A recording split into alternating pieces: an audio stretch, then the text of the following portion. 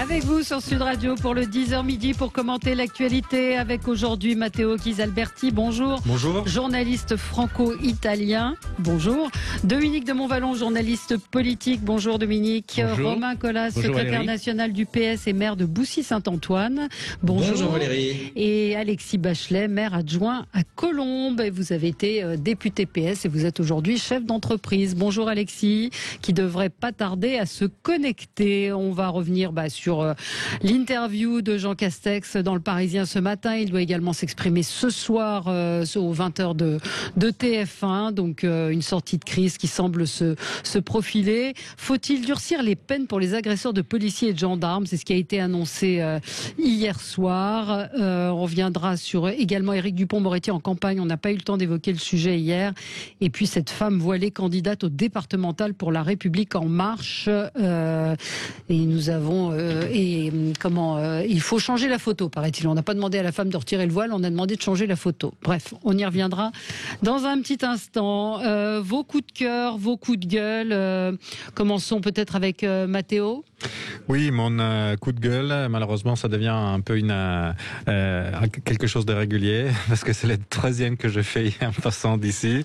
Mais en fait, hier à minuit, ont expiré les peines qui pesaient sur un ancien brigadiste rouge, donc un terroriste d'extrême gauche italien, qui avait participé à des actes de terrorisme dans les années 80.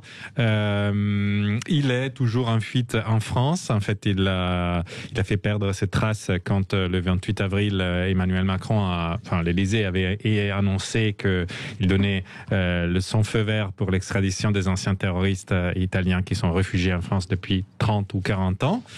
Et donc, c'est un coup de gueule parce que ça veut dire peut-être qu'en France, on peut rester libre si on a participé à des actes de terrorisme. C'est dur ce que je dis, mais c'est très triste parce que, désolé, pour des actes de terrorisme et aussi pour d'autres crimes, il n'y a jamais de prescription. Quand on a tué des innocents, il faut répondre de ses actions. Oui, on a eu ce débat la dernière fois où vous étiez venu. Est-ce que quelqu'un veut réagir?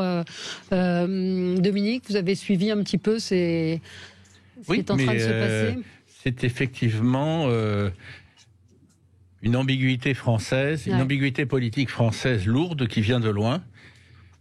Voilà, elle est levée aujourd'hui, mais c'est normal de répondre de ses actes. C'est pas très normal, mais on sait qui sont les responsables politiques successifs. C'est pas très normal que ce soit tant de temps après les faits commis et au bénéfice d'un aveuglement complaisant. Oui, Alexis Bachelet. Alexis, j'ai pris le débat en route, alors j'ai pas entendu le début de l'intervention de Matteo. C'était à propos de l'expiration de la peine pour l'un des terroristes italiens qui est toujours en fuite en France. C'est-à-dire que tous ne pour sont le fait pas... qu'il était en fuite en réalité, et que donc on n'a pas pu l'attraper entre le 28 avril et maintenant. Ces peines en Italie ont expiré, et donc voilà, il peut vivre comme un homme libre. Oui, en même temps, c'est la prescription aussi, c'est la loi. Je ne vais peut-être pas vous demander de trop réagir dessus. Alexis, vous aviez un coup de gueule politique également.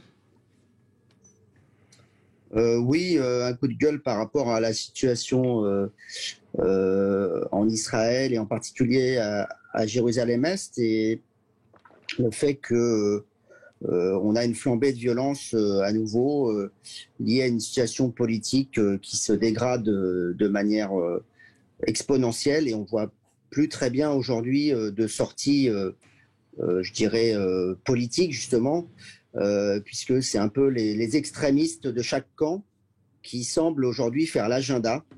Et on a d'un côté un extrémisme religieux juif qui est depuis longtemps au cœur du pouvoir sous l'impulsion de Netanyahou, et de l'autre côté un extrémisme du côté des Palestiniens avec le Hamas qui répond par la violence. Et donc des deux côtés aujourd'hui on a plus de voix ni en Israël ni en Palestine pour faire entendre une solution pacifique à ce conflit qui dure maintenant depuis plus de 50 ans et dont on voit plus très bien quelles pourraient être les données de sortie, si ce n'est effectivement la victoire d'un camp sur l'autre. Mais dans le cas d'espèce, j'attire l'attention de tout le monde sur le fait que il n'y aura probablement pas de victoire et de paix définitive si les conditions de souveraineté des deux peuples qui se partagent cette même terre ne sont pas réunies, c'est-à-dire s'il n'y a pas une solution politique avec la création d'un État palestinien qui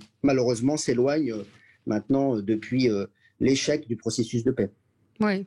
C'est vrai que la situation est assez dramatique. On a vu des images extrêmement violentes. J'en profite pour dire encore une fois le peu de place, nous les premiers, accordés à l'actualité internationale. Quand on voit ce qui se passe en Birmanie, au Yémen, en Colombie, on a un auditeur qui régulièrement nous tient au courant de ce qui se passe en Colombie. C'est absolument épouvantable, les exactions qui sont commises où on tire à balles réelles sur des manifestants. La même chose en Birmanie. Et c'est vrai que Dominique, vous avez dirigé de nombreux journaux, de nombreuses rédactions. L'étranger intéresse assez peu les Français. Et c'est consternant, c'est préoccupant. Et en plus, cette forme d'aveuglement passif nous conduit à des impasses, puisque nous sommes dans un monde, pour le dire d'une phrase, de plus en plus interdépendant. Ce qui se passe ailleurs, non seulement éthiquement, c'est pas normal qu'on s'y intéresse pas, quand ce sont des drames, ce ne sont pas que des drames, mais c'est souvent des drames épouvantables. Mais en plus, notre propre sort de Français et d'Européens dépend aussi de ce qui se passe ailleurs. Donc le réalisme devrait nous pousser à ne pas nous enfermer dans un hexagone qui nous asphyxie ou qui nous asphyxierait au conditionnel à la longue si on s'enferrait dans cette position. Ouais, hier, il fallait, plus tard dans la soirée, ça a été le cas, mais il fallait aller sur CNN ou sur Sky News pour voir ce qui se passait justement à Jérusalem. Oui, c'est vrai, non, et je trouve en tout cas que ce qui se passe à Jérusalem a eu comme étincelle quelque chose qui pouvait être un moment festif pour les musulmans, donc la fin du Ramadan, et qui a été instrumentalisé par Hamas, qui a donné le feu aux poudres, d'ailleurs, dans un lieu sacré pour l'islam, et donc voilà, ils ont généré toute une série de causes à effet et des réactions qui sont vraiment très négatives. Oui, absolument. Ce qui a mis le feu aux poudres quand même, il faut le dire, c'est l'expulsion de familles palestiniennes d'un quartier de Jérusalem-Est. Il ne faut pas raconter n'importe quoi. Hamas a commencé à tirer des roquettes dès que le Ramadan est terminé. C'est dans un second temps qu'il y a eu une action militaire du Hamas, mais la première série d'incidents a été liée, et je peux en parler d'autant mieux que moi j'ai été à Jérusalem-Est, j'ai visité ce quartier, moi aussi. Et à l'époque déjà avec des ONG israéliennes et palestiniennes, nous avions assisté à cette installation de colons juifs dans des propriétés de familles palestiniennes. Et ça, c'est aussi une réalité. Il faut aller sur le terrain pour savoir de quoi on parle, et pas se contenter non plus d'une lecture un peu superficielle. La réalité, c'est qu'il y a aussi une forme d'élimination géographique et de certaines populations, des populations qui historiquement sont installées à Jérusalem-Est. Vous savez très bien que s'il y avait eu une partition, il y aurait eu Jérusalem pourrait être la capitale de 2 États, et aujourd'hui c'est pas le cas. Voilà. Mais disons qu'en tout cas les roquettes de Hamas ne sont pas quelque chose qui n'élimine pas une population, parce que quand elle tombe sur des maisons, personne n'a dit le contraire, Mathéo, mais il faut aussi rétablir quelques vérités. Oui, mais il faut aussi parler de l'autre côté. Non, mais il faut parler de tout. Il faut parler de tout, absolument. Allez, on se retrouve dans un petit instant. On aura le coup de gueule de Dominique et le coup de cœur de Romain. À tout de suite. Et on est ensemble pendant 1 heure sur Sud Radio pour commenter l'actualité avec Alexis Bachelet, maire adjoint de Colombes, ancien député PS, chef d'entreprise, Romain Colas, secrétaire national du PS et maire de Boussy-Saint-Antoine, Dominique de Montvalon, journaliste politique. Je rappelle que vous avez dirigé de nombreux journaux. Vous avez été rédacteur en chef du Parisien, entre autres, si je dis pas de bêtises, du Journal du Dimanche. Et à l'Express et au Point. Et à l'Express et au Point. Matteo Ghisalberti, journaliste franco-italien. On va revenir sur l'interview fleuve du Premier ministre, pas encore président de la République, à propos du déconfinement, et puis la petite surprise du chef avec, on l'a évoqué dans le zapping, les terrasses à 50% de jauge. On va parler toujours de cette agression à Avignon et les annonces qui ont été faites hier. Ça rappelle l'époque Sarkozy ou action-réaction. On annonce un durcissement des peines pour les agresseurs de policiers et de gendarmes. Et puis Éric Dupond-Moretti en campagne contre Marine Le Pen. tout ça, ou dans les Hauts-de-Seine, tout ça, à débattre avec vous. Alors Romain Colas, vous, c'est un coup de cœur pour nos restaurateurs, c'est ça ?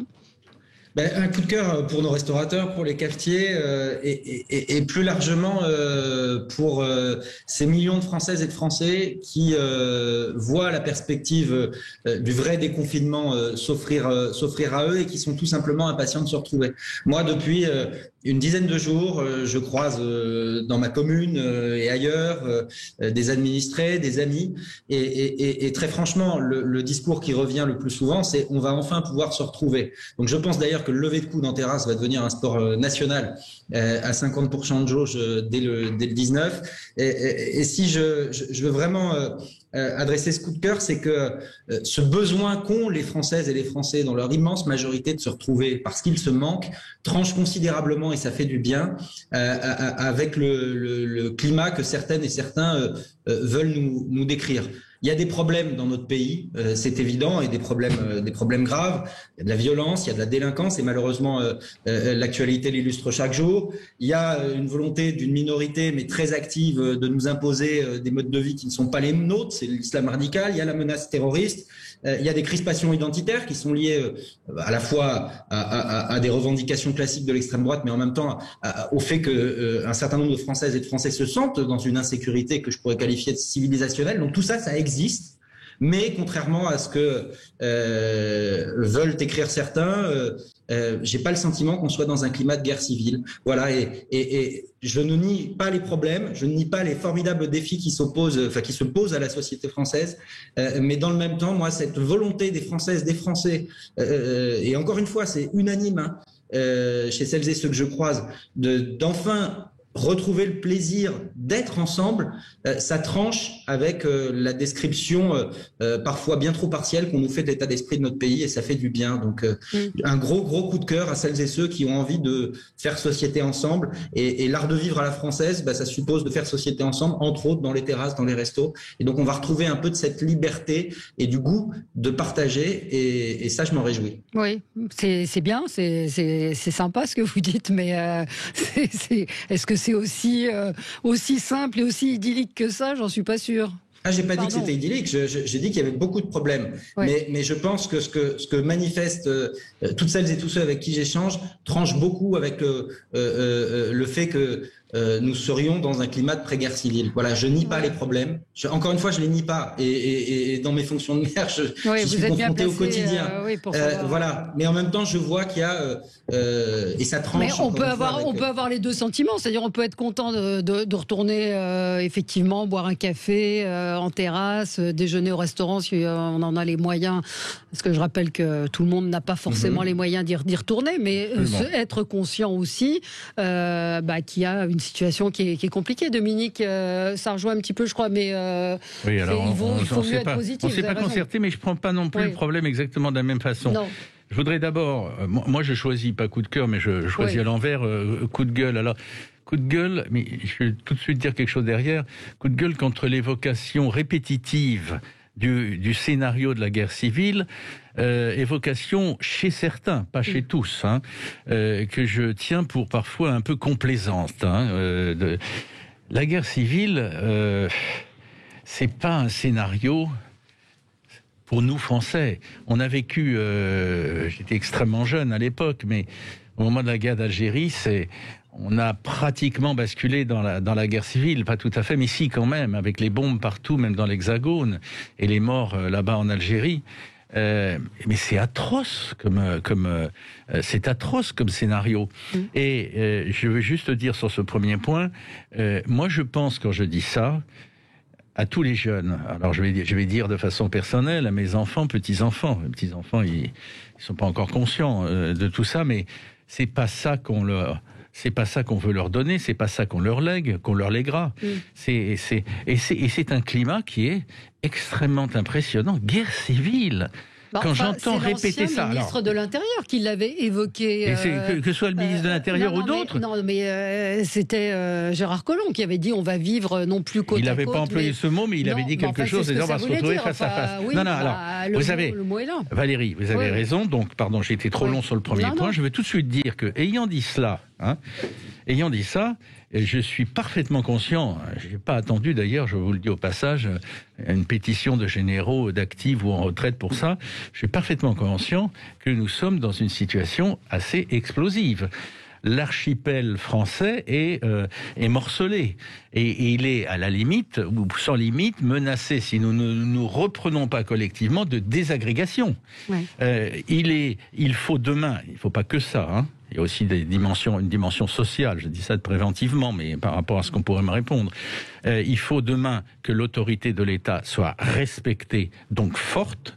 Il faut que les policiers, puisqu'il en est question, et d'une manière générale les forces de l'ordre, soient respectés et que les condamnations qui visent leurs agresseurs... Vous débordez sur nos, sur nos sujets. Mais soient extrêmement... Ce qui vous a choqué, vous, c'est cette évocation de guerre civile.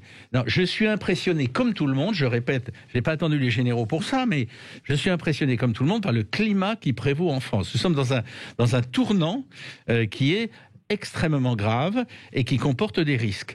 Et j'ai envie de dire, et je conclus là-dessus, que raison de plus pour ne pas agiter le drapeau de la guerre civile. Chez certains, c'est sur le mode de l'angoisse. Chez d'autres, je trouve, chez quelques-uns, une petite minorité, je trouve ça pas loin d'une certaine complaisance. Je veux dire, merde, on est français et on va tout faire et on réussira pour qu'il en soit pas ainsi. Mais ça veut pas dire que... Vous faites référence à la tribune des généraux ? Non, mais à propos, je vais pas revenir là-dessus, mais à propos de ces tribunes généraux, j'ai entendu tant ici, là, ailleurs, ici, enfin je ne dis pas chez vous Valérie, mais en général, brusquement on voit surgir guerre civile. Ouais. Attendez, essayons de garder notre sang-froid, un peu de recul, dans la fermeté, fermeté, et n'affolons pas tous ceux qui, demain, après-demain et après-après-demain, feront la France. Voilà, feront la France. Un auditeur qui nous dit, quand j'entends certaines personnes parler, je me demande s'ils ont conscience, la conscience de ce qui se passe au jour le jour sur le terrain. Vous y êtes confrontés tous les deux, Alexis Bachelet et vous, Romain Colas, comme vous êtes des élus. Vous avez le sentiment que c'est qu'on dramatise cette situation ? Moi, je veux bien dire. Oui. Vas-y, Alexis. Alexis Bachelet. Non, mais c'est pas qu'on dramatise, mais c'est que en fait derrière ça, il y a un discours politique.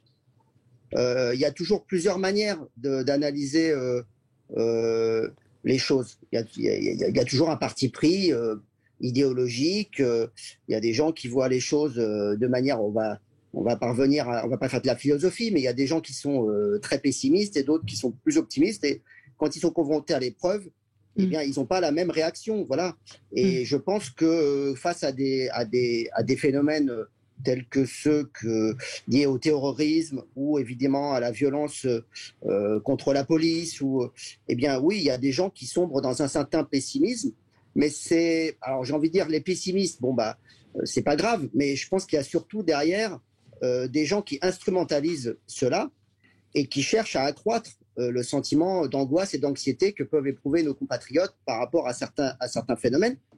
Des phénomènes qui ne sont pas forcément nouveaux, des phénomènes qu'on peut affronter, qu'on peut vaincre. Mais l'idée, c'est de faire croire qu'en fait, on va être battu, on va être submergé, que la France est faible, que l'État n'a pas de ressources. Et finalement, vous savez, il y a quelques années, Robert Badinter, pour qui, vous savez, comme beaucoup d'autres, j'ai un immense respect, avait évoqué la lepénisation des esprits. Aujourd'hui, je dirais qu'il y a une zémorisation des esprits et qu'il y a un discours médiatique, politique, qui est repris. Il y a des plateaux de télé. Hier, il y avait un plateau sur LCI sur la sécurité. Il n'y avait pas un maire de gauche pour parler justement de ce qui se passait sur le terrain. Il y avait Véronique Jeunesse, voilà, qui parlait de la police. C'est intéressant. Pourquoi pas effectivement demander à d'autres acteurs qui ont joué des rôles de venir comment. Vous voyez, il y a quelque chose quand même de l'ordre de la dérive. Et je me demande, moi, finalement, s'il n'y a pas derrière ça des objectifs politiques. Si l'objectif politique, c'est de faire élire Marine Le Pen, eh bien, il faut l'assumer. Et je préfère finalement, quand il y a des journalistes qui deviennent peut-être chefs de file du Rassemblement national, je trouve que les masques tombent et qu'au moins là, c'est clair. Mais ce que j'aime pas trop, c'est que les gens se retranchent derrière. Effectivement, oui, on nous dit, la réalité, c'est que il se passe des choses très graves. Et en fait, derrière ça, il y a un discours politique. La seule réponse, souvent, comme par hasard, c'est le Rassemblement national. Donc moi, je suis pas dupe de ça. Je pense qu'on n'est pas dupe de ça. Et on va pas se laisser non plus imposer systématiquement une grille de lecture selon laquelle la France serait menacée dans sa cohésion nationale, dans sa cohésion sociale. Moi, je crois la France est un grand pays, qu'elle a de la ressource et qu'il ne faut pas se laisser effectivement submerger par l'angoisse et par la peur, parce qu'on n'a jamais relevé un grand pays par l'angoisse et par la peur. Il y avait Éric Coquerel sur le plateau hier, sur le plateau d'LCI, on me signale. Mais bon, on va marquer une pause et on continue ce débat tout à l'heure. Mais il n'est pas élu local, Éric Coquerel. On continue, à tout de suite. Avec vous sur Sud Radio jusqu'à midi, et nous débattons avec Alexis Bachelet, Romain Colas, Dominique de Montvalon et Matteo Ghisalberti. Alors parfois on part sur d'autres pistes, et ce que moi j'aime bien, c'est qu'on ne respecte pas forcément le programme, et on est parti sur effectivement on est des rebelles.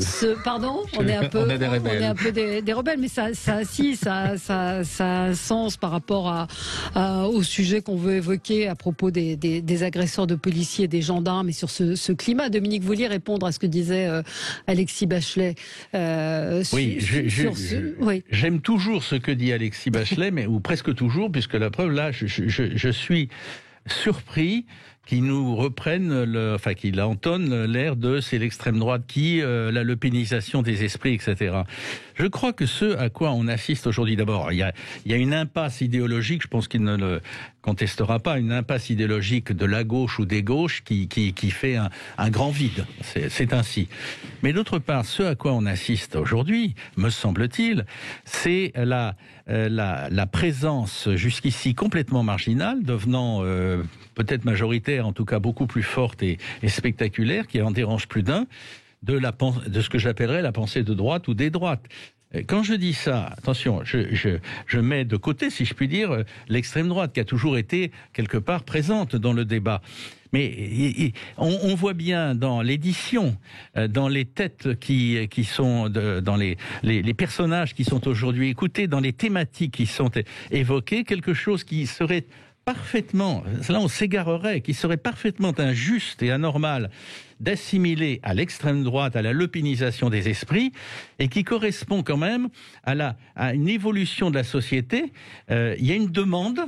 Je reviens pas juste une dernière chose. Ouais. Je reviens pas en arrière, mais on aurait pu imaginer qu'avant, dans les temps que nous avons tous vécu ensemble, cette pensée-là est droit de citer un peu plus. À mes yeux, elle l'avait pas beaucoup, mais bon. C'est ainsi. Mais aujourd'hui, c'est ça. Et cher Alexis, monsieur le député, cher Alexis, monsieur chef d'entreprise, c'est une grave erreur de dire tout de suite l'opénisation des esprits dès lors que des réflexes, des réactions, des pensées, des façons de s'exprimer, des revendications de droite qui peuvent être contestées par ailleurs, qui peuvent être discutées, c'est ça la démocratie, apparaissent. Elles apparaissent parce que c'est une demande des Français, et c'est à la fois l'attente des Français et l'impasse des gauches. Oui. Moi, je comprends qu'on a l'exigence de maintenir la paix sociale aussi dans certains territoires, etc. Mais le pays, peut-être, n'est pas en train de partir vers une guerre civile, et tout le monde le souhaite, mais il y a vraiment beaucoup de problèmes. Et l'un des problèmes, c'est aussi que la gauche, et en particulier, je suis désolé de vous le dire, vu qu'on a deux participants à cette émission qui sont du Parti socialiste, mais c'est comme s'ils n'avaient jamais gouverné ce pays, alors que déjà, j'ai ouvert l'émission avec l'un des dégâts de la doctrine Mitterrand, qui était socialiste. Il y a eu 5 ans de présidence de François Hollande, qui a renversé pratiquement le pays et les comptes de ce pays. Arrêtez de dire que vous n'y êtes pour rien. Enfin, ça suffit de sortir à Paris. Répondre, Valérie. Ouais. Alors, non, mais parce que vous avez été tous les deux des députés. Enfin, c'est comme si on découvrait une chose. Après, peut-être. Enfin, je suis d'accord avec Dominique de Montvalon. Parler de guerre civile, c'est dur. Mais on a des ennemis désormais. On est tous d'accord sur ça. Au Parti socialiste, précisément, parce que vous avez contracté là. On a des ennemis en France qui sont contre la France pour des raisons de plusieurs types, idéologiques. D'ailleurs, aussi d'extrême droite. On a vu les attentats ou les essais d'attentats, par exemple, contre des loges maçonniques. Enfin, il y a une situation qui n'est pas calme, qui n'est pas tranquille, dangereuse. Après, parler de guerre civile, à mon avis, c'est un peu trop, mais quand même, en même temps, relativiser, bisounoursiser la situation, je trouve que c'est un peu fort. Le point bisounours. Le point bisounours. Alors, Romain Colas. On y a droit à chaque fois. Je suis désolé, Mathéo, mais on est dans la caricature la plus absolue dans les propos qui sont les vôtres. D'abord, je crois que ni Alexis Bachelet ni moi-même n'avons d'une certaine façon ou d'une façon ou d'une autre relativisé les défis auxquels sont confrontés le pays. Et vous connaissant d'ailleurs, j'ai pris un certain nombre de précautions oratoires quand je me suis exprimé sur le fait que beaucoup de Français avaient envie de se retrouver ensemble. J'ai dit quels étaient les problèmes. Je ne crois pas d'ailleurs avoir nié la responsabilité qui peut être celle de ceux qui se sont succédés aux responsabilités à droite comme à gauche. Donc là, vous alimentez le fantasme de socialistes qui seraient dans le déni de réalité, mais c'est dans votre tête que ça se passe. Ça correspond à aucune forme de réalité. Deuxième contre-vérité absolue, ça j'invite vos auditeurs à aller vérifier les chiffres parce qu'ils sont publics. Vous dites que le passage de la gauche aux responsabilités a abîmé les comptes publics de ce pays. Bien au contraire, nous les avons rétablis. Ceux de la sécurité sociale, vous regardez la trajectoire du déficit public au global, ça fait d'ailleurs l'objet d'un certain nombre... Ça fait l'objet d'un certain nombre de débats. Non, mais je veux dire, vous avez raconté n'importe quoi sur ce sujet-là. Et c'est pas grave de l'admettre. Non, mais vous 600 savez, milliards d'euros de dette publique, ça a été créé sous le quinquennat de Nicolas Sarkozy. Écoutez, moi je ne fais pas de la politique. Je vous ai pas interrompu, Mathéo. Je comprends que vous ayez du mal au fait qu'on vous confronte. Non, mais vous voyez, moi je ne fais pas de la politique et vous devez maintenir la paix sociale chez vous. Le fait est que je ne nie absolument pas les difficultés auxquelles est confronté notre pays. Moi, je me reconnaissais plutôt d'ailleurs, et même totalement, dans ce qu'était le coup de gueule, l'alerte donnée par Dominique de Montvalon, que je trouvais particulièrement équilibrée. Oui, il faut de l'autorité de l'État. Dans le même temps, on n'est pas dans un climat de guerre civile. Et celles et ceux et c'est là où je rejoins Alexis Bachelet, celles et ceux qui nous parlent aujourd'hui de climat de guerre civile sont quasiment dans le souhait d'une prophétie autoréalisatrice. Il y a un projet politique derrière cela, avec le feuilletonnage organisé par Valeurs Actuelles. C'est un journal qui a une ligne édtoriale qui est la sienne, je ne la critique pas. Si vous allez à France Télévisions, il y a des gens qui avancent masqués.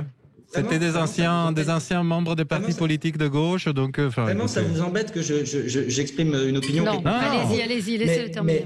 Oui. Donc, je ne suis absolument pas dans le déni, ni dans la fuite des responsabilités. La vérité, c'est que je suis profondément républicain et que je considère que ces défis, plutôt que de nous renvoyer chacune et chacun à nos responsabilités de façon sempiternelle, ils concernent la société tout entière. Je me permets simplement de pointer, c'était le sens de mon propos, et c'est en ce sens-là que je me reconnaissais parfaitement dans les propos de Dominique, qu'il y a de la ressource dans ce pays, qu'il y a des Françaises et des Français qui sont à la fois attachés au vivre ensemble et extrêmement disponibles, plein de générosité, plein d'exigences aussi vis-à-vis de notre pays. Et donc, moi, j'en ai assez, je le dis, sans nier les difficultés, qu'on nous promette le déclin, l'effacement.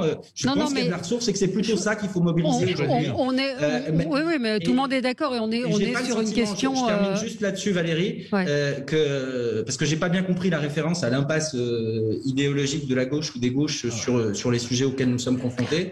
Je crois qu'il y a une partie de la gauche dans laquelle je ne me reconnais absolument pas, qui est dans le déni d'un certain nombre de réalités, voire dans une forme de complaisance. Je ne crois pas très honnêtement que ce soit le cas des socialistes, bien au contraire, qui ont su faire leur agénomento sur un certain nombre de sujets, mais qui, sur les questions républicaines, sur les questions du dessein national, sont extrêmement fermes et clairs. Oui, Dominique. Non, juste une chose. L'impasse idéologique, j'ai utilisé cette expression, vous la reprenez, elle ne vaut évidemment pas idéologiquement pour le Parti socialiste. Mais historiquement, et ça c'est pas niable, c'est une vérité d'évidence, la gauche ne peut espérer accéder au pouvoir que dans l'union. Et aujourd'hui, la réalité, c'est une désunion qui est autre chose que des rivalités d'ego. Il y a un désaccord de fond, dont vous n'êtes pas... dont le Parti socialiste, dont les socialistes ne sont pas stricto sensu responsables, ils en paient peut-être l'addition, on peut généreusement dire les choses comme ça, mais qui est quelque chose qu'on ne peut pas nier. Et vous ne pouvez espérer, la gauche, excusez-moi, je ne donne de leçons à personne, la gauche ne peut espérer s'en sortir que en acceptant frontalement le débat sur le fond. sur le fond, qu'est-ce que ça veut dire qu'être de gauche aujourd'hui, dans le monde qui est en train de muter, qui est en train de changer, et disons qu'au minimum, les réponses ne sont pas les mêmes partout. Non. Oui. Juste une chose, je voulais tout simplement rappeler à Alexis et à Romain que moi je ne fais pas de la politique, donc moi je comprends leur point de vue et je comprends aussi qu'ils soient vexés si quelqu'un leur montre un point de vue différent. Mais moi je ne fais pas de la politique, je n'ai pas des électeurs auxquels répondre et je n'ai pas à maintenir la paix sociale. Vous pouvez entendre ce qu'ils vous disent. On se retrouve dans un tout petit instant. On va parler des peines pour les agresseurs de policiers. Est-ce que c'est encore une mesure cosmétique? On y revient dans un instant. Avec vous sur Sud Radio pour commenter l'actualité avec vous, avec Alexis Bachelet, Romain Colas, Dominique de Montvalon et Matteo Ghisalberti. Alors, je voudrais juste dans le prolongement du débat pour montrer un peu le climat aujourd'hui qu'il y a en France. Alors, on est tous d'accord pour dire que guerre civile est totalement galvaudé comme terme, on va dire ça pour ne pas dire exagéré. Inapproprié, voilà. Inapproprié, galvaudé n'étant pas le bon mot. Vous avez vu ce matin, je ne pensais pas le traiter en sujet prioritaire, une femme voilée candidate au départemental pour La République en marche. Ce matin, Stanislas Guérini a dit les valeurs portées par LREM ne sont pas compatibles avec le port ostentatoire des signes religieux sur un document de campagne électorale. Soit ces candidats changent leur photo, soit La République en marche leur retirera leur soutien. La réponse de David Béliard, donc adjoint à la mairie de Paris, il dit « En marche vers le RN ». Est-ce que c'est quelque chose de républicain? Est-ce que c'est quelque chose d'intelligent que de dire une chose comme celle-là? Je vous pose la question, je ne sais pas Alexis, ou c'est quand même un climat, pardon, de merde, il n'y a pas d'autre mot quand même. Personne? Alexis Bachelet? Le climat de merde, c'est peut-être Jordan Bardella qui monte en épingle cette affiche de l'AREM et immédiatement Stanislas Guérini réagit. Et d'ailleurs, ça semble faire un débat au sein même de l'AREM, puisque j'ai vu ce matin qu'il y avait des parlementaires de l'AREM qui étaient en soutien de Stanislas Guérini, mais beaucoup d'autres qui étaient en opposition. Donc, je crois que typiquement... mais est-ce que quand on s'oppose à ça, on est forcément Rassemblement National? Est-ce que, en son temps, Martine Aubry n'avait pas accepté qu'il y ait une femme voilée sur des affiches, et la même chose, Jean-Luc Mélenchon avait parlé d'erreur. Il avait dit quand on veut être élu, il faut pouvoir représenter tout le monde. C'est donc une erreur de se présenter à une élection en affichant une appartenance religieuse. C'est-à-dire que moi, j'ai le sentiment que c'est vous qui, à chaque fois, répondez par ce point Goldwyn qui est Rassemblement National, dès qu'il y a un sujet qui ne rentre pas forcément... en quoi est-ce qu'on répond Rassemblement National? Moi, je suis contre le fait d'avoir une femme voilée sur une affiche électorale. Je ne pense pas pour autant être Rassemblement National. Non, mais c'est pas ce que dit la loi, c'est tout. La loi, elle n'interdit pas aujourd'hui... Non. D'être candidat et de porter un signe. Non, sauf qu'un parti est en droit de s'y opposer aussi, sans être pour. De ce point de vue-là, moi, je pense qu'il y a quand même un souverain qui est le peuple, et donc les gens sont candidats à une élection. Les gens, en démocratie, s'ils ne veulent pas voter pour ces candidats, ils ne votent pas pour ces candidats, et on respecte la règle en démocratie. Est-ce que la question qu'il faudrait se poser, c'est est-ce qu'on voudrait instaurer de nouvelles règles qui ne sont pas celles de la République aujourd'hui. Je le dis parce qu'on a l'impression que c'est interdit de se présenter. Moi, j'ai déjà vu sur des listes aux élections municipales des femmes se présenter avec un foulard. Mais si vous êtes est-ce qu'on considère aujourd'hui que ça n'est plus possible? Et dans ce cas-là, il faut expliquer pourquoi et changer la loi. Voilà, c'est tout ce que je dis. Le Parti socialiste et d'autres partis de gauche continuent à nous dire qu'il faut plus de laïcité, totalement de laïcité, etc. Mais c'est pas la laïcité. Alors, c'est quoi? La laïcité, elle ne dit pas ça. Elle n'interdit pas à des gens de se promener dans la rue avec un voile. Mais c'est pas ce que je dis, mais on est en train de parler d'élections, là. C'est les gens qui sont dans l'administration qui ont un devoir de neutralité. Ouais. Pas les citoyens dans la rue et même pas les candidats, parce que ça, c'est pas une loi qui existe. Donc, encore une fois, est-ce qu'on veut changer la loi? et interdire aux gens de se promener dans la rue. Certains le proposent, ou à l'université ou ailleurs. Le débat, il est là. Mais c'est aussi le droit d'un parti. Mais c'est aussi le droit d'un parti de refuser qu'un de ses candidats soit voilé. Donc voilà. Absolument. Mais absolument. C'est le droit d'un parti. Absolument. Mais ça, je le conteste pas. Mais est-ce que pour autant, on doit traiter ce parti, qui est la République en marche en l'occurrence, de Rassemblement national? Oui, Romain Colas. Non, mais je pense que la réponse riposte, je ne sais pas comment la qualifier, de David Béliard, qui est adjoint Europe Écologie Les Verts à la maire de Paris, loin d'apaiser le climat, au contraire, contribue à l'incendier. Et moi, vous avez compris que dans les temps compliqués que nous traversons, j'ai tendance à privilégier je préfère régler les problèmes avec des gens modérés plutôt que de sauter sur ma chaise avec celles et ceux qui attisent les braises. Et la phrase de Béliard, je la trouve malheureuse. Mon opinion sur le fond de cette affaire... Et celle de Bardella mais celle de Bardella, parce que évidemment c'est son fonds de commerce. C'est ça qui met. Donc c'est Bardella qui met. C'est Bardella. C'est là. Là tout le monde saute sur la mine. C'est le tweet de Guérini. Voilà. Après moi, vis-à-vis de cette affaire-là, j'ai quelques principes. Comme l'a dit Alexis Bachelet, la question qui est posée n'est pas une question de nature juridique par cette affaire.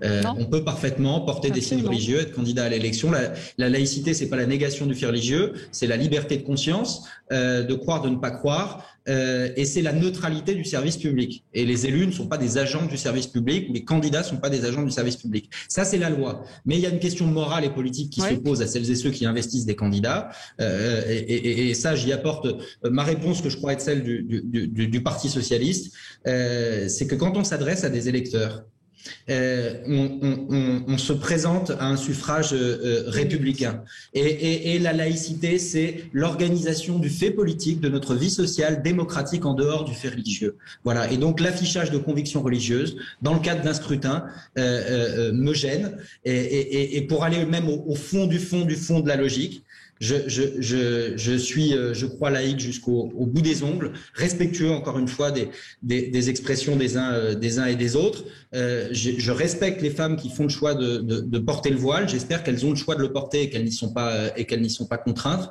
Mais pour autant, comme tous les habits, tous les rites qui, dans différentes religions, différencient l'homme de la femme, font d'elle un être inférieur, le voile, c'est pas quelque chose qui me plaît. Voilà. Et donc, je crois être en capacité. Enfin, je veux dire, on peut dire les choses très simplement comme cela, sans attiser, je crois, les passions tristes que certaines et certains voudraient voir se déchaîner. Non, mais c'était une illustration aussi de ce climat qui est celui qu'on vit en ce moment, Dominique de Montvalon.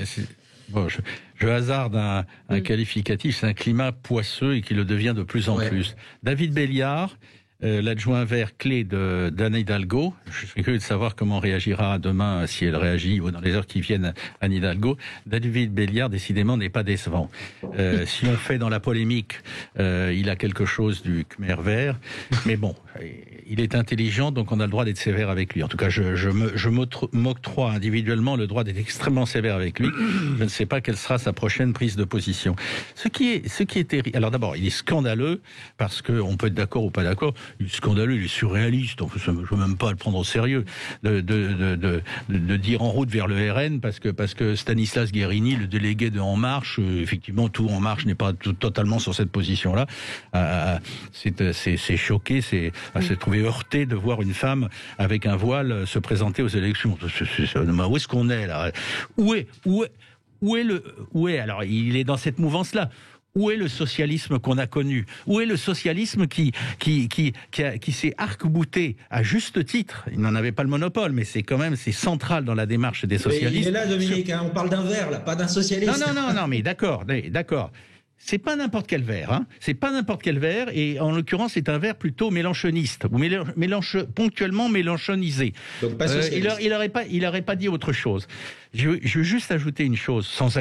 J'en conviens, j'accorde peut-être trop d'importance à David Béliard, à David Béliard tout court.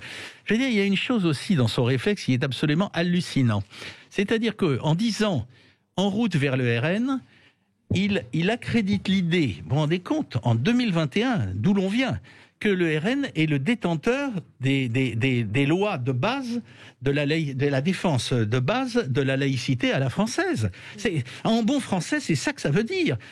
Où sommes-nous ? Où est Mélenchon ? Où est Béliard ? Pourquoi se sont-ils éloignés à ce point et égarés pour qu'on en soit là ? Heureusement qu'il y a vos propos auxquels, à retardement, pardonnez-moi, j'espère ne pas vous compromettre, mais j'adhère à 110%. Alors, on a Olivier en ligne avec nous qui souhaitait réagir à notre débat. Bonjour Olivier. Oui, bonjour. Je voulais vraiment, je vais parler sans idéologie. Je ne vote plus. Je suis chef d'entreprise. Ma vie va très bien. Tout va bien. J'habite dans l'Essonne, donc je connais très bien la ville de Boussy-Saint-Antoine.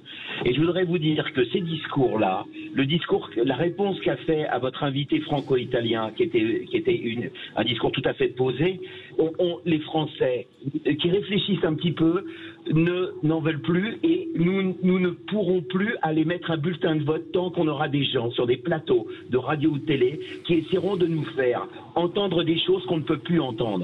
Oui, bien sûr, la guerre civile. Pensez-vous que des Français normalement constitués aient envie de voir ce pays magnifique à feu et à sang? Non, je ne voterai jamais Rassemblement National. D'ailleurs, je ne voterai plus. Pourquoi? Posez-vous la bonne question. Les abstentionnistes, pourquoi on n'y croit plus à la politique? Parce que la vie des gens, monsieur, la vie des gens, depuis un an de Covid, et même par-delà cette année de Covid, j'ai 53 ans, les gens ne vous parleront même plus, ne vous diront même plus le niveau, on n'en peut plus de ces politiques. Vous êtes des idéologues. Posez-vous la question. Vous êtes député maire. J'espère que pour votre ville, vous faites le bien autour de vous. Nous, les Français, en majorité, et je ne parle pas au nom des Français, c'est un peu idiot, mais je peux vous dire que tous les week-ends, je parle avec des amis, j'échange par téléphone, nous n'y croyons plus. Et le pire, c'est que nous ne pensons plus que les politiques sont en capacité de nous faire mieux vivre. Messieurs, écoutez ce qu'on vous dit. On paye nos impôts. Je paye rubis sur l'ongle. Je suis chef d'entreprise. Je vous assure que je paierai le maximum pour que mon pays aille mieux. Mais on ne peut plus entendre ces discours de Bardella, de RN. Parce que vous faites monter le RN. Et vous le faites depuis 20 ans. Et vous n'avez même pas le recul de vous dire ça ne marche pas. Essayons autre chose. Essayez de vous parler autrement. Essayez d'arrêter avec vos idéologies de gauche, de droite, du milieu, du centre. Essayez d'avoir comme objectif, messieurs, on vous a donné la possibilité de parler de notre voix. Essayez d'avoir la possibilité de vous dire, je dois m'atteler à faire que les Français aillent mieux demain matin. Parce que l'état psychologique de la majorité des Français, et moi, je ne peux pas me plaindre. Je suis un privilégié. Je gagne bien ma vie. J'habite une belle maison. J'ai des enfants formidables et une femme formidable, monsieur. Mais moi, j'ai mal pour les autres. Au quotidien, j'ai mal pour les autres. Je vous assure que j'ai mal pour les autres. C'est quoi la solution pour vous? Qu'est-ce qu'il faudrait? C'est quoi la solution? Eh ben, nous attendons qu'un. On y croit, madame. Madame expert, je vais être honnête avec vous. Je m'intéresse à la politique. Tous les soirs, je me fais une heure sur les réseaux sociaux, pas les réseaux sociaux, mais j'essaye sur YouTube de faire la part des choses, les chaînes d'infos. J'essaye de faire la part des choses. Franchement, ce qu'on nous propose et ce qu'on nous présente à un an des élections, c'est du réchauffé. On va faire monter Madame Le Pen pour la dézinguer. Mais moi, je m'en fous de Madame Le Pen. Moi, je suis un Français qui veut que les gens qui habitent sur notre territoire vivent mieux. Et ça fait 40 ans qu'on voit que tout se dégrade. J'habite une petite ville charmante. Tout se dégrade. Oui, bien sûr, il y a des problèmes avec la drogue. Mais est-ce que vous pensez pas qu'on pourrait regarder, tiens, juste une petite aparté par exemple. On regarde l'Europe pour plein de choses. On regarde les Allemands, les Belges et autres pour plein de choses. Le Portugal et l'Espagne, qu'est-ce qu'ils ont fait pour le cannabis, pour les drogues dures et autres? Qu'est-ce qu'ils ont fait? Qu'est-ce qu'a fait le Portugal? Et nous, ça nous coûte 350 millions d'euros par an pour combattre la vente de cannabis, et on consomme plus, et les Français sont le plus gros consommateur d'anxiolytiques et de cannabis, monsieur. Donc moi, je suis chef d'entreprise, monsieur. Quand je mets quelque chose en place et que ça marche pas, eh ben je change et j'essaye autre chose. Et je dis pas que j'ai la vérité vraie. Non, voilà, c'est tout ce que j'avais à dire. C'est très bien dit. Beaucoup de nos auditeurs vous félicitent. Bravo à cet auditeur. On est d'accord avec lui. On veut de l'humain, pas du capitalisme. Prendre en compte les votes blancs. Enfin, il y a plein de. On sent qu'il y a, enfin, cette expression de cet auditeur exprime, en tout cas, le malaise certainement ressenti par beaucoup de nos concitoyens. On se retrouve dans un tout petit instant avec vous. Restez avec nous sur Sud Radio. Avec vous sur Sud Radio, on n'a pas trop respecté le programme, mais ce débat est tout à fait intéressant et cet auditeur Olivier, visiblement, a touché un point sensible et représente ce que pensent pas mal de nos auditeurs qui réagissent. On va quand même essayer d'évoquer hier ce qui a été annoncé à propos des meurtriers de policiers. Jean Castex recevait hier soir les syndicats de policiers en colère. Il a annoncé un durcissement des peines contre les agresseurs de policiers ou de gendarmes.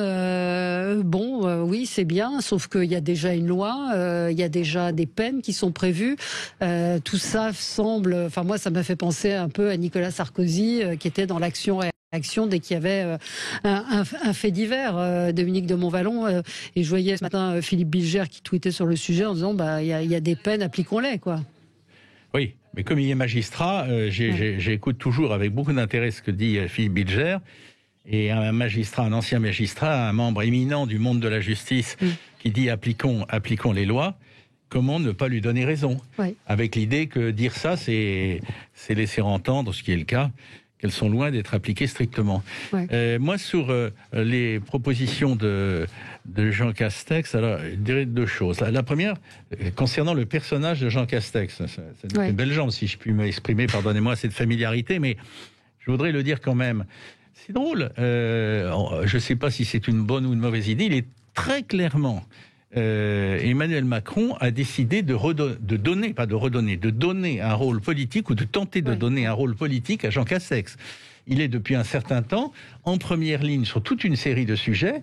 Jusqu'ici, c'était le grand organisateur, le grand administrateur d'un État en crise d'ailleurs, mais bon, il réussissait bien ou mal, etc.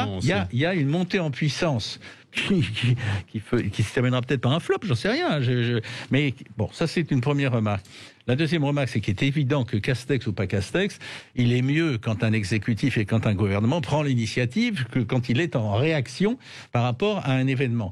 Mais il y a pire que cette... Alors c'est pas l'idéal, on réagit parce qu'on n'a pas vu assez, parce qu'on a sous-estimé, etc.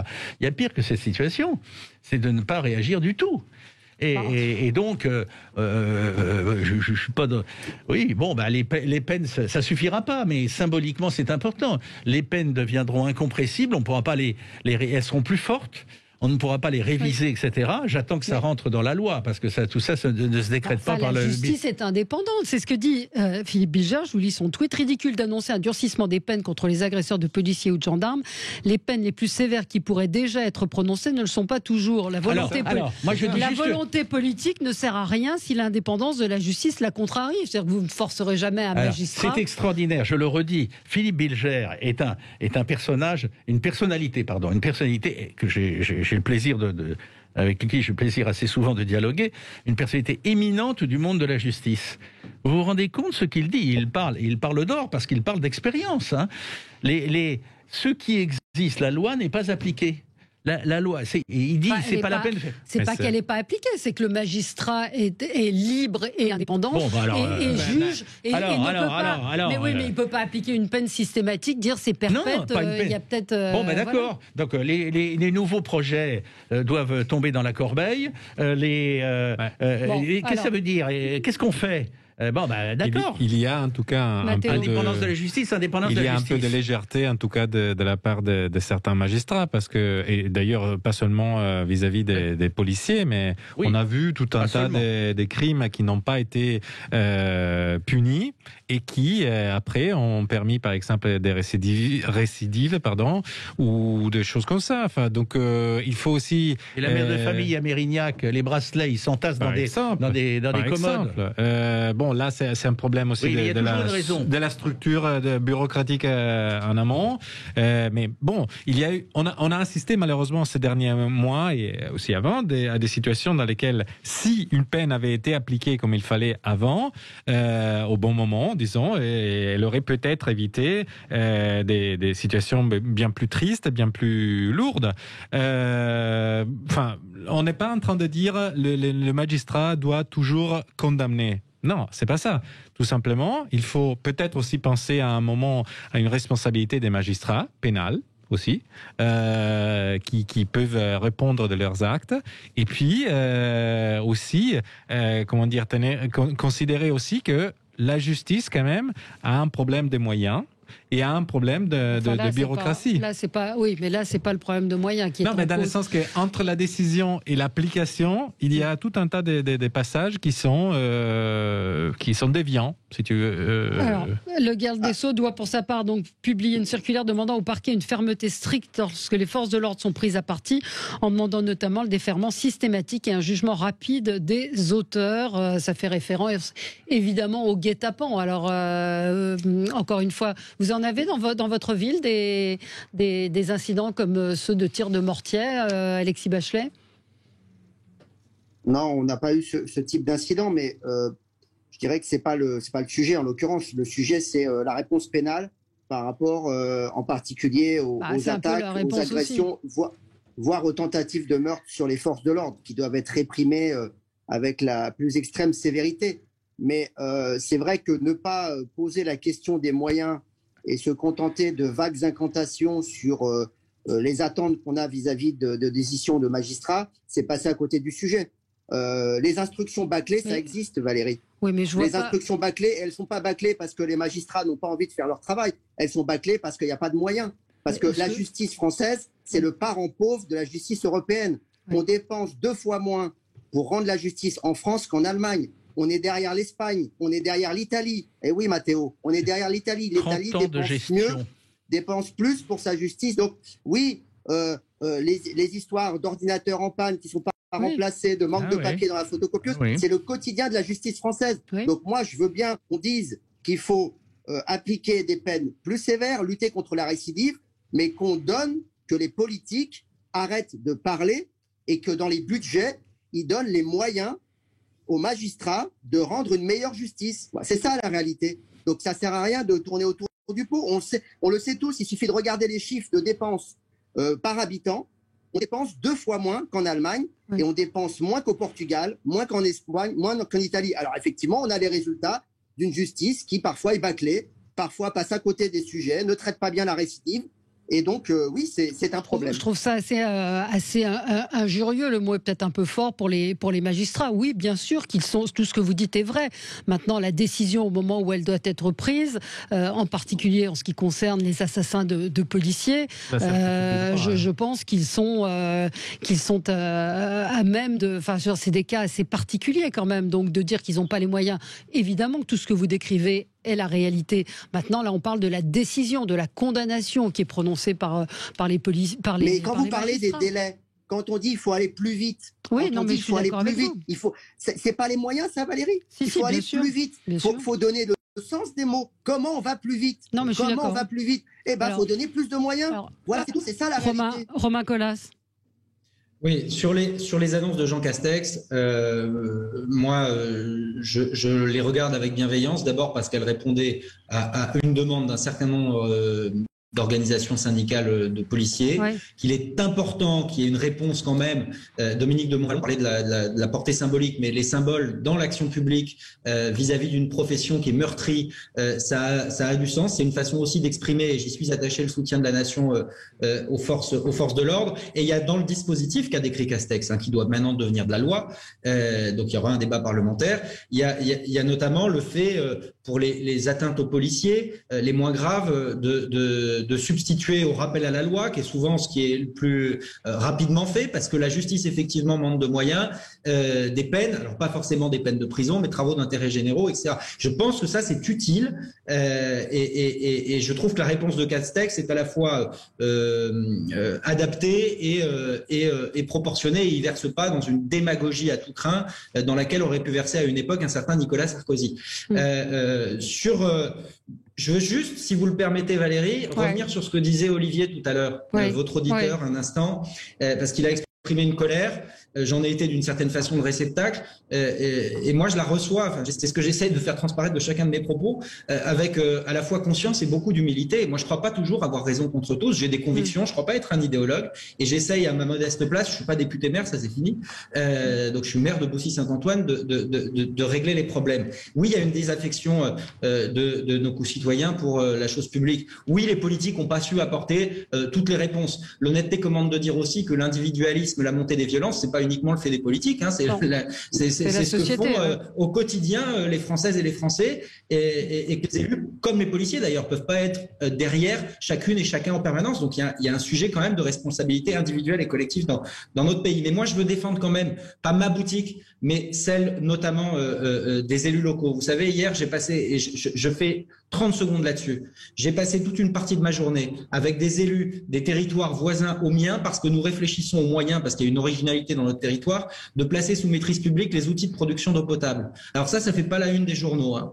Mais nous, il se trouve que c'est un monopole privé dans notre territoire. Ben là, on réfléchit dans le long terme comment on place ça sous maîtrise publique, pas par dogmatisme, mais simplement parce qu'on veut faire baisser le prix de l'eau. Et là-dedans, il y a des élus de gauche et de droite qui travaillent. Voilà, ça c'était une partie de ma journée d'hier. J'ai examiné des CV parce que je recrute des policiers municipaux dans ma commune, parce que je veux apporter des réponses en termes de tranquillité publique. J'ai travaillé avec mes collègues des villes voisines pour essayer d'organiser des vacances communes pour les gamins des villes voisines, pour pas qu'ils se tapent dessus. Voilà, c'est ça le boulot qu'on fait au quotidien. Donc ça va pas assez vite. Mais ne jetez pas le bébé avec l'eau du bain. On est un certain nombre, de gauche comme de droite, à être engagés et à modestement essayer au quotidien d'apporter des réponses. C'est ça que je voulais vous dire, Olivier. Et sur la question du cannabis, je partage avec vous le diagnostic complet sur l'échec des politiques répressives, et c'est la raison pour laquelle d'ailleurs le Parti socialiste, en l'occurrence, vous nous invitez à changer de dogme, je vous suis. Le Parti socialiste souhaite que s'ouvre un débat non pas sur la dépénalisation mais sur la légalisation, parce que la politique répressive est un échec absolu qui alimente par ailleurs un certain nombre de réseaux de criminalité. Voilà, ce sera le mot de la fin. Merci à tous les quatre. Très bonne journée sur Sud Radio.